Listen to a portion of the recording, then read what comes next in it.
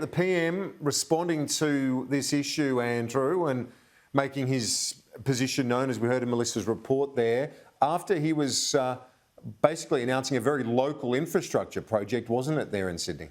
We know local infrastructure projects helped him in the last election. Well, Scott Morrison, in a Sydney press conference this morning, announcing some $400 million federal funding for a bridge in Macquarie, a seat held by 0.2% by Labor's Susan Templeman. During that press conference, Mr Morrison raised what I regard as the biggest concern facing us as a nation as he spoke of the Victorian lockdown, and that's when are we going to open the gilded cage? Perhaps on the PM's mind is his upcoming trip to the UK and that he's heading to COVID territory. Every day in the UK at the moment, there's 4,393 cases. Now, that is in a country that has a 75.8% vaccination on first dose. 4,393 cases. In Canada, there are over 2,000 cases every single day. They have a vaccination rate of 67% on first doses. In Taiwan, we're seeing over 450 cases a day. In Korea, we're seeing over 600. In Japan, over 1,700.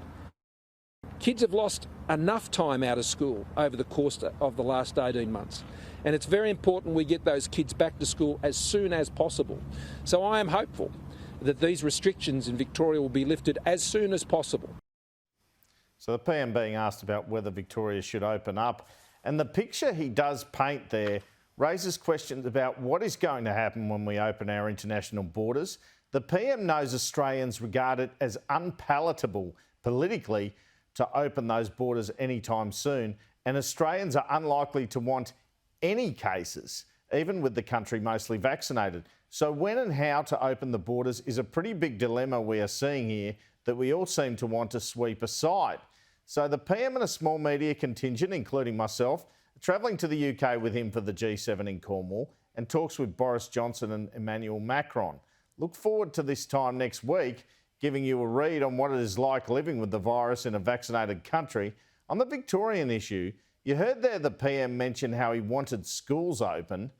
I mentioned last week this new system of lockdown payments the federal government has put in place allows them to potentially have more control over what is open and what is not. Let's hope when some restrictions lift at the end of the week, one of the restrictions lifted is on classroom lessons.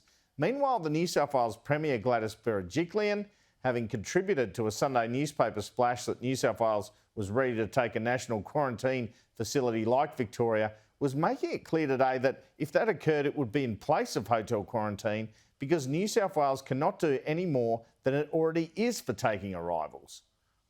The point I made was we certainly wouldn't be putting in a request to operate any additional facility because we don't have the capacity. We're at capacity now. We're doing our bit.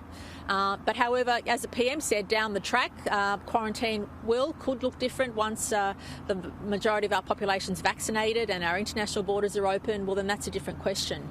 But at this point in time, we don't have capacity to operate anything more than what we're doing.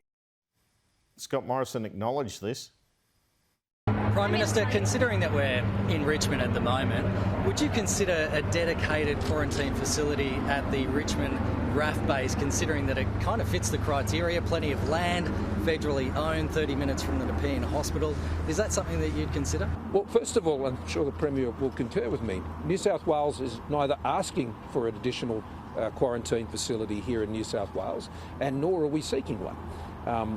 3,000 people are coming through every single week here in New South Wales, and that is being done at an incredibly high success rate. So there is no difference in our view. We're neither seeking one nor is New South Wales seeking one.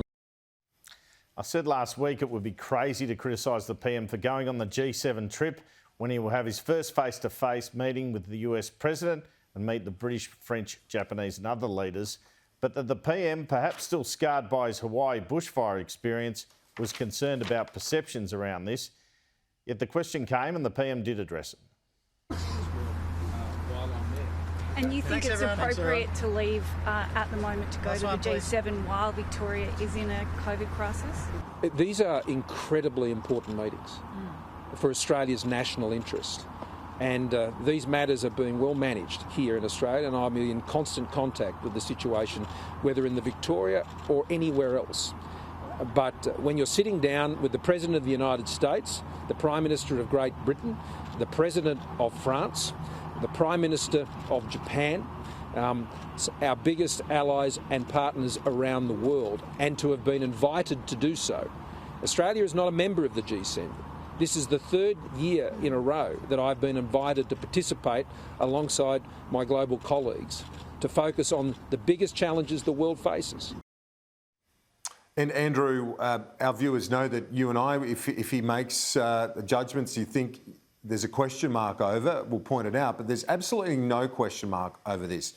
It's a no-brainer. And the fact that it's first face-to-face with Biden, Boris Johnson as well, coming out of the pandemic, to me, it is an absolute no-brainer. It's good you're going to be there as well and undertaking that trip for us to report back, despite, again, the 2-week quarantine you'll be doing upon return as well, Andrew.